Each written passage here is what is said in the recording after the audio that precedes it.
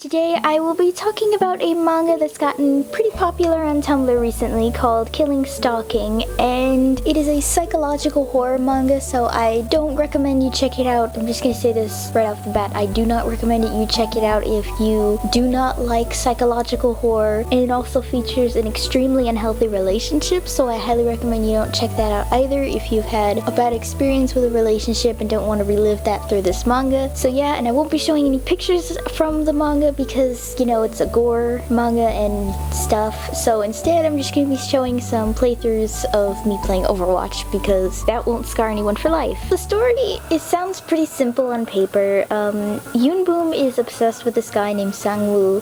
Forgive me, by the way, this story takes place in Korea and is made by a Korean, and my Korean pronunciation is absolutely terrible. So anyway, so he's completely obsessed with him and stalks him like all the time, and he ends up going to this guy's house and enters it only to find out he kidnaps people and kills them. And upon finding this out, his legs are broken and he's taken in as sort of this like slave almost to Sang-woo, and they kind of form a relationship, but it's extremely unhealthy and relies heavily on Stockholm Syndrome for both parties. A lot of people on Tumblr argue about whether or not this is a good series or whether or not it's just a for the yaois gore manga, and you know, I think it has a lot to do with the fandom for it, because I think this manga is actually really good because I enjoy the portrayal of an unhealthy relationship, and I enjoy the severe Stockholm Syndrome elements to it. I enjoy the psychological horror. I enjoy the horror in general, and the suspense is really damn good, and in the latest chapter it's starting to show this sort of detective side to it, and I really love detective stories. So yeah, to me it's just a good series, and I feel like the fandom is a big reason why everyone doesn't like it, because for some reason the fandom has this thing where like they portray the couple as like extremely healthy when it's the complete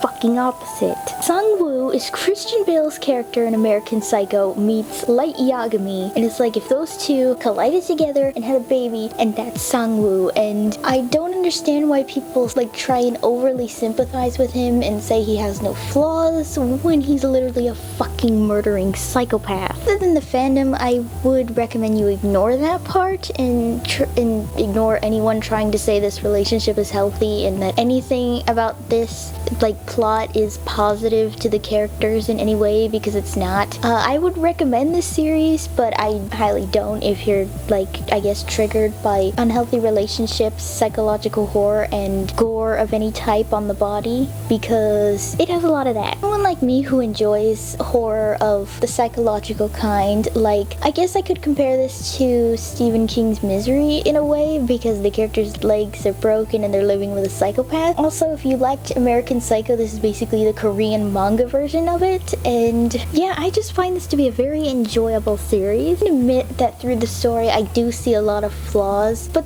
these are kind of flaws that I notice every series involving a murderer has, like why hasn't the killer left any evidence? Because in real life, usually mass murderers will leave some kind of evidence, and why does he tackle people that have a bunch of family that'll miss him and go looking for him? Because usually murderers will often track down or try and hunt people that don't have a lot of family and people that won't miss them and go look for them. But maybe that'll be explained, maybe he does research before, I don't know. There's only like, I think 14 chapters of this manga, and I recently finished 13. So the title of this video, so it's not clickbait, is Killing Stalking a good manga? And I would say yes, it's a really entertaining manga. But if you don't like horror or unhealthy relationships, then no, it is not a good series, and for some it will be a disgusting series. But for most people, yeah, this is a pretty good series. That'll be all for today. If you want me to talk about any other manga or anime like this, or like my Yuri on Ice video, then just leave in the description what you would want me to talk about next, and I might do it. So thanks for watching, bye!